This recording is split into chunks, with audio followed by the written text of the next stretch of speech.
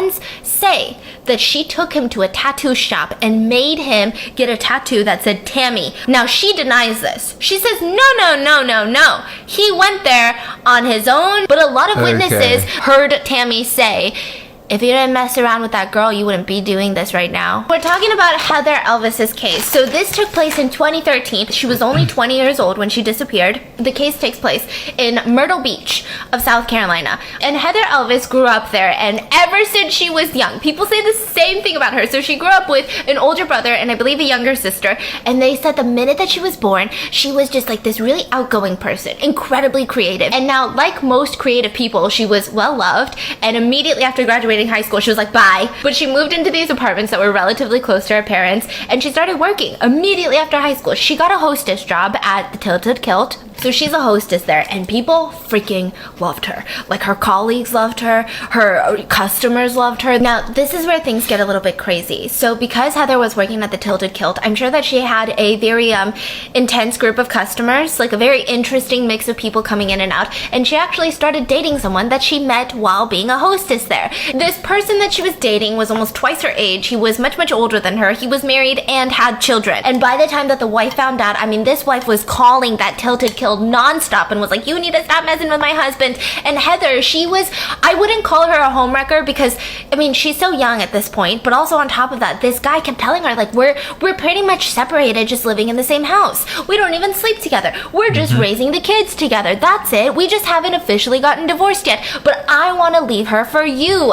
And she just was getting really, really stressed out. She just didn't really know what to do. And eventually that dude broke up with her. And so at this point in time, she's living in this apartment building with one of her coworkers by the name of Bree. They weren't just coworkers, they were like best friends too. So they're living together, and Bree was kind of getting excited because in 2013, Heather was finally getting her life back together. You know, she had just gone through this massive breakup a couple months ago. She's finally starting to date again. She actually went on a date right before her disappearance, and it went really well. The guy picked her up, and he had this stick shift car, and he taught her how to drive a stick shift in the parking lot. And so she was just killing it. She's always wanted to be a cosmetologist. Like, that was her dream. And finally, she got a job as like a makeup artist. So it literally seemed like everything was just lining up for Heather Elvis. September of 2013, that's kind of where everything falls apart. So she had sent pictures to her family about the stick shift driving. So the guy who had taken her on a date took a bunch of pictures and she texted it to her parents and was like, guess what I learned today? Like, I went on a date, he taught me how to drive a stick shift, and they were concerned. They were like, stick shifts are dangerous, please be careful, but I'm happy that you're moving on from your ex, and like, I'm happy for you. Now, 2 days later, the parents, they get a knock on the door and they open it up and it's police officers, and they're like, hey, we just want to know if you have a car that's missing. So they literally look out into their driveway and they say, no. And the police are like, oh, well, it's not those models. We're looking for a very specific model. And they list the model and they're like, oh, that's not our car, but that's Heather's car and it's registered under our names. Like, what's the problem? And they said, well, we found it abandoned at the local creek and her car was just abandoned there. And they're like, wait, what? Why? I mean, we talked to her maybe like 2 days ago after she got from a date, and they're like, listen, we don't know. Do you have spare keys to the car? We want to kind of investigate in the car, but we didn't want to break in. So it was registered to you, the license plate, so here we are. So the dad's like, okay, yeah, I have a spare key. I'm going to go with the police officers. Babe, you stay home. So Heather's mom stays home, and she's just calling Heather on the phone, like, hello, please pick up, like, what's going on? Why aren't you getting in contact with us? Where's your car? Why would you leave your car there? And Heather's dad goes with the police to Peachtree Landing. Now, immediately when he gets to Peachtree Landing, he starts feeling really uncomfortable. Like, the way that the car was parked was horizontally across multiple parking spots. So they get the car keys, they start opening it up, and there were no signs of a break-in. There was no signs that it was jump-started. There was no signs that anything was stolen. Heather was nowhere to be found. It seemed like she drove to Peachtree Landing, locked her car, took her keys, and then just vanished. So because there's no evidence of foul play, there's no crazy thing, the police still wanted to get their search started, but they couldn't get specific search warrants. So they couldn't get like a search warrant for her phone. But this time they got lucky because Heather was still on her parents' phone plan. So they didn't need to get a search warrant. So immediately the police were like, listen, if she's on your phone plan, you find out who she just talked to. Because, I mean, this is weird. It seems like she was maybe meeting someone. Because it was under their name, you know, the parents start calling this phone company and they're like, we need to know all of the, that we need the whole history. So they give it to them because they're the customer, and they start seeing a bunch of numbers. Now, they did see one number that they couldn't Google. Like, it seemed like it was leading to a payphone. It wasn't registered under someone's name. It didn't seem like Stephanie Soo's phone number. It seems like someone she knew called her from a payphone. They talk for 4 minutes, then she calls out to that same payphone like close to 9 times. So she's trying to get a hold of this person again. And then there was evidence of different numbers. So one being her roommate, Bree. So she had called Bree and they had talked for, a little while. And then there's evidence that she talked to a different number. And when they start Googling it, it's registered to a Sydney Moorer.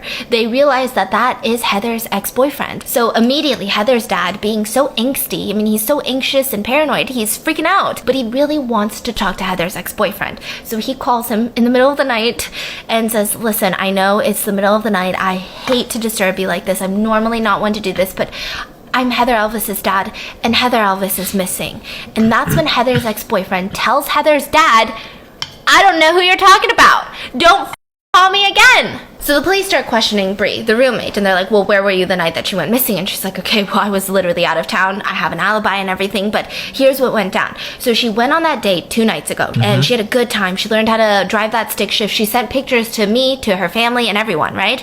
And then the next day, she went to work, and at night, she called me. And I was out of town, and she said, listen, Bree, I need to talk to you. And she's like, oh, like, how was your date? I saw the picture of you, driving that stick shift. And she was like, yeah, no, it's good. I might see him again tomorrow, but that's not why I want to talk to you, Bree. I need some advice. Bree's like, okay, well, tell me, like, what do you need help with? And she said, so Sydney called, and he said he wants to meet up with me, and he wants to talk to me tonight. And Bree's like, oh my God, no. Jeez Louise, like, don't do it, Heather. And Heather was like, you think? Like, you don't think that I should? No. Okay, maybe, but at least promise me that you won't do anything tonight. Like, it's late. You're not going to be thinking in the right state of mind. You're going to be like, oh my God, it's nighttime. This is so romantic. Like, just wait. Just sleep on it. Maybe you can meet him for coffee. So Bree's like convincing her friend, and Heather's like, you know what? Yeah, you're right. So after they hang up, there's evidence on the phone logs that Heather had continued to talk to Sydney on his phone. So this is kind of like the timeline that they put together. It seems like Sydney Moore went to a gas station payphone, called Heather saying, hey, I want to talk to you. Like, I want to get back together. Yeah. And for some reason, it only lasted 4 minutes. She kept trying to call back the gas station number, wouldn't go through. Then she called Bree, telling her about, Sydney just called me. And then Bree was like, just go to sleep. And then afterwards, there were multiple conversations between her and Sydney's cell phone. So I don't know why he jumps from the payphone to Sydney's cell phone. So it's all sorts of weird. Now, she gives all of this information to the police, and the police are immediately like, alarm bells are going. So we've got her trying to meet her date again. So who the fork is this guy that she went on the date with? And then secondly, who's the ex-boyfriend? So they bring in both of them to get investigated, and both of them are very interesting. So the first one, he was like, yeah, I was gonna meet her, but she ghosted me. And they were like, okay, well, do you have an alibi? And he did. So he was released. Now, Sydney Moore is weird. So Sydney Moore, so he had been consistently cheating on his wife. There was actually a recent affair right before Heather. So he's just all around a dude. That's just what it is. But his wife, Tammy, is even more of an interesting character. So a lot of people who knew the couple said that Tammy was the one with the pants. Like, she stayed at home, she homeschooled the kids, and Sydney would go out and he would make the money, but she had his just gripped in her hands. If she wanted something, he was utterly submissive to her. That's what everyone said. He didn't have his own say about anything, and it got so bad that when Tammy found out about the other affair that he had with Heather, she freaked out. She freaked out so much that the friends say that she took him to a tattoo shop and made him get a tattoo that said Tammy. Now, she denies this. She says, no. He went there on his own, but a lot of witnesses, like family friends who were there when he was getting the tattoo, heard Tammy say, if you didn't mess around with that girl, you wouldn't be doing this right now. They also get from other sources that are close to the couple that Tammy would beat the of Sydney, and she controlled everything. She even controlled how many hours he would work, where he would work, all of that. They also said that once Tammy found out that he was having an affair with Heather, she went the extra mile. She would take his phone and start calling Heather 30 times a day sometimes. And when Heather wouldn't pick up, because it's like, whoa, like, this got really messy. Like, he said that you guys weren't even involved, because Heather, from her perception, it was, they're pretty much not even married. But now she's calling, she's like, I don't want to be involved in all of this.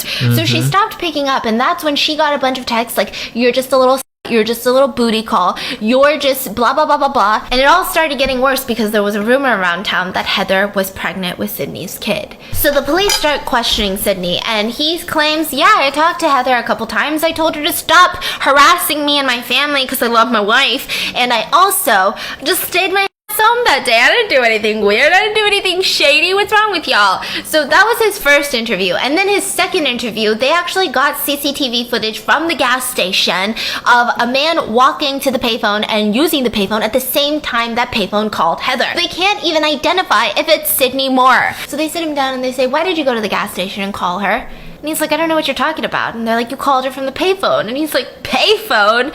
Those still exist? It's like 2013, people still out here using payphones. And the police lie and they say, we have footage of you at the gas station. When in reality, they just have footage of a dude. And he says, okay, I didn't know that was a payphone. I used it and I called her. So they're like, okay, so you lied the first time. Yes, but I called her just to let her know to leave me alone. Now, at this point, the search for Heather had gotten massive. There was a $10,000 reward out for her. There were multiple volunteers from the local community. And so everyone was looking for her. There was just no denying that if people saw something, they would speak up. And they did. There was a woman who was living near Peachtree Landing, so where her car was found. And she said, well, listen, I don't know if this means anything, but I have this like ring camera and it faces the street. And so she shows them the evidence. They see Heather's car. Soon after, they see a Ford pickup truck driving by. And guess who drives a Ford pickup truck? Now, because it wasn't positioned in a way where this lady was trying to get like driver's plates of people, you could just see the make and model of the car, but you couldn't see the license plate. So taking this information, they get a search warrant for his truck. Now, as they're going through this, Tammy does something absolutely insane. She makes a Facebook post. So during all of this, Heather Elvis's family, they were adamant that the Moores had something to do with this. They would constantly tell the police, you need to get a search warrant, you need to investigate this couple. But Tammy posted on Facebook, well, Sydney cheated on me in the months of September and October with a psycho who has since been missing, and now her crazy daddy is threatening to kill my children and Sydney, therefore making Sydney stupid. I don't know of any other word to describe my husband at this point. All you have to do is research this girl's Twitter, although 4 months of it has gone missing in the past couple of weeks, but all you have to do is look at her Twitter and her Tumblr to see what a twisted person she really is. I could care less seeing that I had a boyfriend of my own for the past couple of years, but when someone brings my children into the scenario, it's a whole other story. I will not tolerate anyone hurting my children because my husband banged a 3 times in the backseat of his car and nothing more. I could care less that he around, but the fact that this is stalking my family is unacceptable. Anyways, Heather's body is never found, but using this Facebook post, using these witness statements, using the phone call records, and using this woman's like ring camera, they actually arrested both of them. They arrested Sydney Moore and they arrested Tammy Moore. So they arrest them for kidnapping and murder. Now, once the trial starts, more explosive information comes out. The first being that they traced the Moore's phones the night of the disappearance, and all of them were just weird. Like days before the disappearance, they were kind of stalking Heather. Now, another thing that would later come out was that there was CCTV footage taken from the Moore's house. So they had installed this new security camera outside, and yeah, they got busted by their own camera, and they saw that he was cleaning his new Ford truck. After he cleaned the truck, he burnt his rags outside. So they asked about the text messages that Tammy had sent to Heather days leading up to her, disappearance, and they were just really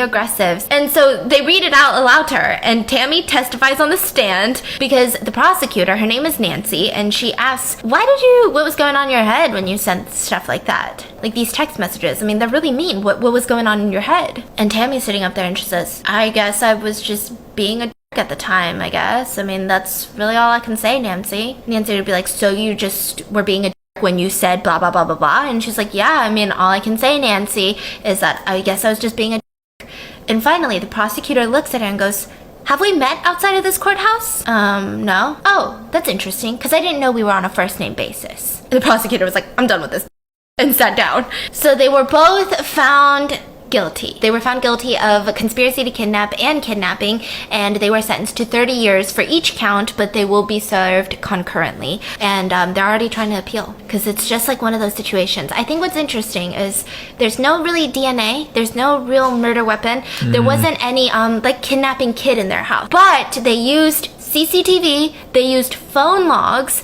they used phone tracking, you know, and then they used Facebook posts, and they were convicted.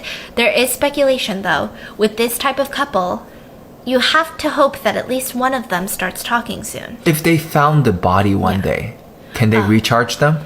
They can be tried for murder now. Oh, okay. Yeah, because it's only double jeopardy if you've been tried for the exact crime. Yeah. So that's the story of Heather Elvis. Bye.